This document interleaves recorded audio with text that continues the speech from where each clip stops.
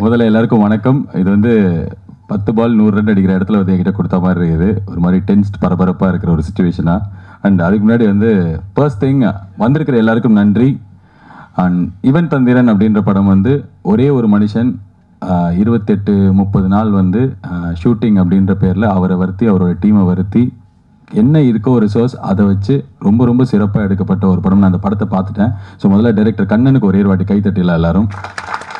பயங்கர ஹார்ட் ஒர்க்கில் நிறைய ரெஸ்ட்ரிக்ஷன்ஸில் அவர் எடுத்த இது படம். ஏன்னா அவரோட படம் ஆரம்பிக்கிறதுக்கு முன்னாடிலேருந்து இப்போ முடிகிற வரைக்கும் எந்த அளவுக்கு அவர் கஷ்டப்பட்டிருக்காரு நான் பார்த்துருக்கேன். செகண்ட் திங், டைரக்டர் பாண்டிராஜ் சொன்னார் வந்து ஃபர்ஸ்ட் வாட்டி வந்து கண்ணன் அவர்கள் வந்து பசங்க படத்தை பற்றி சொல்லும்போது பயங்கரமாக எனக்கு அவர் மேலே கோவம் வந்ததுன்னு சொல்லிட்டு, இதுக்கு எனக்கு வந்து அப்படியே ஆப்போசிட். ஃபர்ஸ்ட் வாட்டி கண்ணன் சார் என்கிட்ட ஃபோனில் பேசும்போது அவருக்கு என் மேலே பயங்கரமாக கோவம் வந்தது. சேட்டை படம் பார்த்துட்டு நான் வந்து ஒரு ரிவ்யூ சொல்லியிருந்தேன். அதுக்கு வந்து அவர் எனக்கு கால் பண்ணிட்டு செம்மையாக பேசினார். பயங்கர கேட்க செந்தமிழ் நாடுனும் போதியினிலே அப்படின்ற மாதிரி அப்படியே காது டாயிங் அப்படின்ற நான் எதுவுமே கேட்கல. அவர் பாட்டு திட்டுனே இருக்கிறாரு. டேய் அப்படின்னா சார் இங்கே பாருங்க நான் எல்லாத்தையுமே ரெக்கார்ட் பண்ணியிருக்கேன். சார் என்னங்க நீங்கள் பாலாஜி என்னங்க நீங்கள் என்ன ஒரு மாதிரி லைட் மூமெண்ட் ஆயிடுச்சு. அப்புறம் நான் சொன்னேன், நீங்கள் வந்து தனஞ்சயன் சார் கிட்ட பேசிக்கோங்க, நாளைக்கு 2 பேருமே ஷோக்கு வாங்க, நீங்கள் உங்களுக்கு சொல்ல வேண்டியது எல்லாத்தையுமே சொல்லுங்க அப்படின்னா அதுக்கப்புறம் வந்து சுபம் போட்டு அப்படியே ஒரு மாதிரி அந்த நிகழ்ச்சி முடிஞ்சது. ஸோ இது நடந்து ஒரு 2-3 இயர்ஸ்க்கு அப்புறம் வந்து இந்த கதை என்கிட்ட நரேட் பண்ண வரும்போது நான் வந்து வந்தோடனே எனக்கு கொஞ்சம் பயமாக இருந்தது. ஐயோ இவர் நம்மளை திட்டிருக்காரு, கதை நரேட் பண்ணுறேன்னு சொல்லிட்டு ரொம்ப நாள் கோவம் அப்படின்னு பலர்னு ஒன்று விட்டு போயிட்டு போகிறேன்னு நினச்சா நான் கேட்டேன், சார் நம்ம காம்பினேஷனில் இது 2வது படமா அப்படின்னு. பாலாஜி என்ன நீங்கள் அப்படின்னு சொல்லிட்டு ஒரு கதை சொன்னார். ஆக்சுவலாக வந்து 12 days தான் நான் இந்த படத்தில் ஒர்க் பண்ணியிருப்பேன். இந்த 12 daysல வந்து நான் படம் பார்க்கும்போது ஒரு 30-35 நாள் ஒரு படத்தில் நடித்தா எந்த அளவுக்கு ஒருத்தங்களை காமிக்க முடியுமோ, எந்த அளவுக்கு இம்பார்ட்டன்ஸ் கொடுக்குமோ அது மாதிரி எடுத்திருந்தாங்க. எனக்கு அந்த ஒரு ஃபர்ஸ்ட் மீட்டிங்கில் இருந்த தயக்கம் அதுக்கப்புறம் இல்லை. இப்போ இப்போ எனக்கு வந்து என்னோட ஃப்ரெண்ட்ஸ் வந்து சேதுபதி படத்தோட டைரக்டர் அருண் வந்திருக்காரு, உரியடி படம் டைரக்டர். இவங்க கூடலாம் நான் படமாக ஒர்க் பண்ணுவேனான்னு தெரியாது, but there my friends for life, என் கூடயே இருப்பாங்கன்னு. அந்த அதே மாதிரி தான் கண்ணன் சார். அடுத்த படம் நான் பண்ணுவேனாலாம் தெரியாது, பட் வந்து அந்த அளவுக்கு ஒரு நல்ல மனுஷன், அவ்வளோ கஷ்டப்பட்டு பண்ணியிருக்காரு. அண்ட் பர்சனலி படமாக இவன் தந்திரன் என்ன படம், ஏன் வந்து தனஞ்சயன் மாதிரி துப்பறியும் சாம்பு சினிமாவில் அவர் தான் எல்லா ஆடியோ லான்ச்லையும் இருப்பார், எல்லா ஃபங்க்ஷன்லையும் இருப்பார். அவருக்கு எல்லாமே தெரியும் எந்த படம் வேலைக்காகும் எந்த படம் வேலைக்காகாது. ஆகாது அப்படின்னா கூட அதை வெளில சொல்ல மாட்டார். கடைசி டைம் பாம் மாதிரி அவர் வெடிச்சதுக்கு அப்புறம் ஆக்சுவலாக பார்த்தீங்கன்னா அன்றைக்கி நான் நினச்சேன் அப்படின்னு. ஸோ அவர் ஒரு படத்தை பார்த்து அது வந்து ஓனாக டிஸ்ட்ரிபியூட் பண்ணுறார், அந்த அளவுக்கு அவர் தைரியம் எது கொடுத்தது அப்படின்னு எனக்கு தெரியல. பட் பர்சனலி நான் இந்த படம் பார்க்கும்போது எனக்கு தெரிஞ்ச ஒரு விஷயம் என்ன அப்படின்னா, இந்த படம் வந்து தப்பான படம் கிடையாது. கரெக்டான பசங்களுக்காக ஸ்கூலில் காலேஜில் படிக்கிற இன்றைக்கி அந்த காலேஜில் படிச்சுட்டு வெளில போகிற பசங்க என்ன கஷ்டப்படுறாங்க அப்படின்னு ஒரு ஸ்லைஸ் ஆஃப் அந்த விஷயத்தை தான் இந்த படம் சொல்லியிருக்கு. இந்த படம் சொல்யூஷன் கொடுத்துருக்கா அப்படின்னா சொல்யூஷன் வந்து கவர்மெண்ட் சாலையே கொடுக்க முடியல. 20-25 வருஷமாக வந்து இதே கஷ்டம் தான் பட்டிருக்கோம். படம் கொடுக்கணும் இல்லை சினிமாக்காரங்க தான் வந்து எல்லாத்துக்கும் வந்து குரல் கொடுக்கணும், அதில் எனக்கு உடன்பாடு கிடையாது. We are all equal responsibility citizens. இந்த படம் என்ன சொல்லியிருக்குன்னா, இவ்வளோ கஷ்டம் இருக்குது, இவ்வளோ பிரச்சனை இங்கே இருக்குது அப்படின்றத காமிச்சிருக்கு. ஸோ அந்த பசங்களுக்கு இன்ஜினியரிங் படிச்சுட்டு இன்றைக்கி 5000 ரூபாய்க்கும் பரோட்டா மாஸ்டர் வேணும்னு 18,000 ரூபாய்க்கும் வந்து வேலைக்கு ஆள் தேடுறாங்க. பேப்பர்லேயே ஆடு வருது. அண்ட் ஓலா ஊபர் ஓடுற டிரைவர் வந்து மாதம் 50,000 ரூபா சம்பாதிக்கிறார். இது வந்து ஆக்சுவலாக போயிலாம் கிடையாது. நீங்கள் எந்த ஓலாவில் ஏறி ஊபரில் ஏறி பார்த்தாலும் ஒரு டிரைவர் 3000 ரூபா 3500 ரூபாய்க்கு ஒரு நாள் வண்டி ஓட்டுறார். அவரோட வாடகை, அதுக்கு வண்டியோட வாடகை, அதுக்கப்புறம் இஎம்ஐ சேதாரம் எல்லாம் சேர்த்தாலும் அவர் கையில் 50,000 ரூபா நிற்கும். ஏதாவது ஒரு இன்ஜினியரிங் படிச்சு நீங்கள் வேலைக்கு சேர்ந்தீங்கன்னா 15,000 ரூபாய் கூட வேலை கிடைக்காது.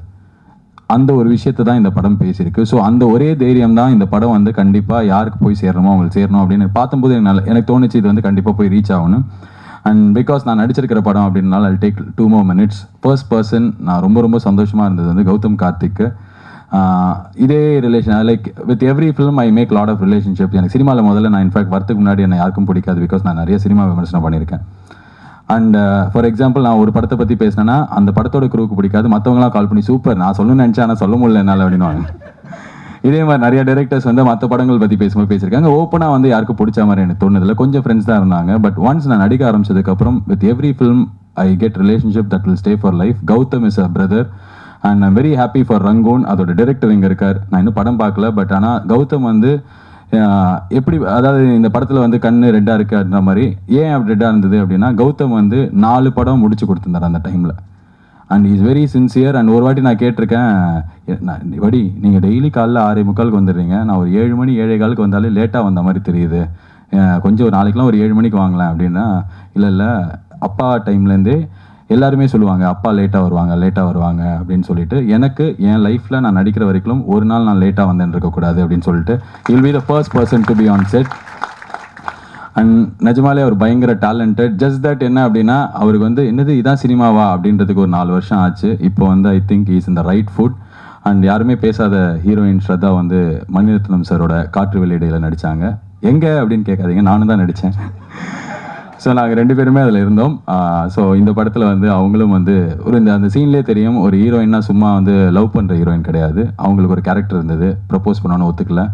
ஸோ நல்ல ஒரு கேரக்டர். அண்ட் தமன் வந்து எனக்கு அந்த டூயட் சாங் ரொம்ப பிடிச்சது தமன். அண்ட் அவர் சொன்ன மாதிரி நாங்கள் கிரிக்கெட்லாம் விளையாடுவோம். Vivek all the best. And Vivek is இப்போ ரஜினி சார் படத்துலேருந்து விஜய் சார் படத்துலேருந்து எல்லாத்துலேயும் பாட்டு எழுதிட்டு இருக்கார். அவர் ஒரு லாயர். வேறு யாராவது மட்டும் பாப்பி மாஸ்டர். நான் ஆஃப் டே தான் வந்தேன், இருந்தாலும் ஒரு 2 ஸ்டெப் ஆட வச்சு பின்னாடி கலாய்க்க வச்சுட்டீங்க. அண்ட் பாக்யராஜ் சார் உங்கள் முன்னாடிலாம் ஸ்டேஜில் பேசுகிறதுல மகிழ்ச்சி. அண்ட் அம்மா கிரியேஷன் டி சிவா அவர்களே, you been a pillar of support. And Pandiraj sir thank you so much. இது நம்ம ஆள் பண்ண முடியல, பட் கண்டிப்பாக எதாவது பண்ணலாம். அண்ட் ஃபைனலாக ஒரே ஒரு விஷயம், இது வந்து நான் ஒரு சினிமாக்காரன் அப்படிலாம் சொல்லலை, பட் ஜென்ரலாக வந்து ஒரு சாதாரணமாக படம் பார்த்து இப்போ எல்லாத்த பற்றியும் என்கிட்ட ஏதாவது ஒரு ஒப்பீனியன் இருக்கும், அதனால சொல்கிறேன். இப்போ அந்த பைல்வான் ரங்கநாதன் சார், நான் அவரோட ஃபேன். ஆக்சுவலாக திருவான்மியூரில் நான் வீட்டில் இருந்தபோது அவர் தான் எனக்கு தெரிஞ்ச ஃபஸ்ட்டு செலிபிரிட்டி. ஸ்கூட்டர் எடுத்துன்னு இப்படி போவார். அவர் இருக்காரா இல்லையானு எனக்கு தெரியாது, பட் உண்மையிலேயே என் வீடு திருவள்ளூர் நகரில் இருந்தது, அவரோட வீடு அங்கே தான் இருந்தது. அவர் வந்து போயிட்டாரா, ஆனால் யாரையாவது சொல்லிருங்க அவர்கிட்ட. அவர் ஸ்கூட்டரில் போவார். நான் வந்து அங்கே பாரு அங்கே பாரு எல்லாம் மேலே இருக்கிறவன் பார்த்துப்பா, அந்த ஜோக்கில் வருவார் அப்படின்னா. ஸோ சின்ன வயசுலேருந்தே அவரோட ஃபேன். அவர் பேசினதுக்காக சொல்கிறேன். பர்சனலாக வந்து எல்லா வாட்டியுமே உலகம் ஃபுல்லாக வந்து டெக்னாலஜி வந்து சினிமா மாதிரி மீடியம்க்கு முதல்ல வரும்போது த்ரெட்டாக தான் இருக்கும். ரைட் ஃப்ரம் இப்போ வந்து விசிடி ப்ராப்ளம்னு நம்ம ஒரு திருட்டு விசிடின்னு ஒரு 20 years பேசியிருந்தோம். இன்றைக்கி ஆக்சுவலாக விசிடி கிடையாது, இன்றைக்கி டிவிடியும் கிடையாது. ஆன்லைன் பைரசி இருக்குது அப்படின்னா, ஆன்லைன் பைரசி வந்து இங்கே தமிழுக்கு இருக்கா அப்படின்னா, தமிழுக்கு மட்டும் இல்லை, இந்தியாவில் இருக்கிற எல்லா லாங்குவேஜ், உலகத்தில் இருக்கிற எல்லா சினிமாவுக்கும் இந்த ஆன்லைன் பைரசின்றது ஒரு பெரிய ப்ராப்ளம். ஆனால் என்ன அப்படின்னா, நம்மளால டெக்னாலஜியை அழிக்கலாம் முடியாது.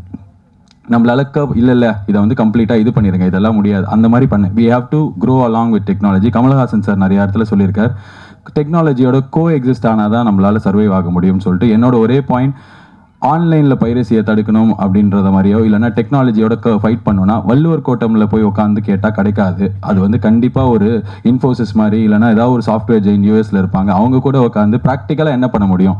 இப்போ நான் இதை வச்சும் காசு சம்பாதிக்கும். இப்போ பாலாஜி மோகன்ற ஒரு யங் டைரக்டர் வந்து ஹாட் ஸ்டாருக்கு வந்து சீரீஸ் எடுத்திருக்காரு. So is making money out of internet. எது த்ரெட்டாக இருக்கோ அதுலேயே எப்படி காசு சம்பாதிக்கிறது அப்படின்னு சொல்லிட்டு இப்போ நிறைய, இன்ஃபேக்ட் எஸ்ஆர் பிரபு அவங்கலாம் வந்து நிறைய புது இந்த அமேசான் பிரைமுக்கெலாம் விற்று காசு சம்பாதிக்கிறாங்க. ஸோ டெக்னாலஜியோ இல்லை டெலிவிஷனோ இல்லை கேபிள் சேனலோ எப்படி நம்ம அட்வான்டேஜுக்கு யூஸ் பண்ணோம் அப்படின்றது தான் நம்மளோட வே ஃபார்வர்டாக இருக்கணுமே தவிர அதை எதிர்க்க முடியுமோ அப்படின்னு எனக்கு தெரியல. ஏன்னா அது வந்து ரொம்ப பெரிய, இப்போ தமிழ் ராக்கர்ஸை பிடிச்சிட்டா எல்லாம் அழிஞ்சிருமானா கிடையாது, இன்னொரு 10 தமிழ் ராக்கர்ஸ் வருவாங்க. So it is better to make money out of this people அப்படின்றது நான் சாதாரணமாக வெளிலேருந்து பார்க்குற ஒரு இப்போ வெளிலேருந்து இதை டெய்லி பேப்பரில் படிக்கிறவங்களுக்கு என்ன ஃபீல் ஆச்சோ அதுதான் நான் சொல்லணும்னு ஆசைப்பட்றேன். Since I am part of industry now, I really want every producer or every light man. நீங்கள் சொன்ன மாதிரி இப்போ வந்து நாங்கள் ஒண்டி 10 பேர் ஸ்டேஜில் இருக்கோம், இந்த யூனிட்டில் அவ்வளோ பேர் கஷ்டப்பட்டு வேலை செஞ்சுருக்காங்க. கஷ்டப்பட்டுனா ஃபினான்ஷியலாகவே. கண்ணன் சார் அடுத்த நாள் ஷூட்டுக்கு காசு அரேஞ்ச் பண்ணிட்டு வரதை நான் பார்த்துருக்கேன். அன்றைக்கி மத்தியானம் நடக்கணும், சாப்பிட்ணும் அப்படின்னா அவ்வளோ கஷ்டப்பட்டு தான் படம் எடுக்கிறாங்க. ஸோ அதை அழிக்கிற மாதிரி விஷயம் இருக்குது அப்படின்னா வந்து நான் ஒன்று அழிச்சிடுறேன், இல்லை அது பண்ண முடியாது. அது வந்து ஹாலிவுட்டாலேயே பண்ண முடியாது. நம்ம அந்த டெக்னாலஜியை வச்சு எப்படி காசு சம்பாதிக்க முடியும். இப்போ வந்து என்னால் விஜய் டிவிலேருந்து சன் டிவிலேருந்து காசு வர வைக்க முடியலன்னா நான் ஒரு அமேசான் பிரைம் நெட்ஃப்ளிக்ஸ்லேருந்து எப்படி காசு வர வைக்க முடியும், அதுதான் பார்க்கணும். That is the growth. So அவ்வளோதான், என்னோட பேச்சு முடிஞ்சு போச்சு. Thank you so much. All the best to the team.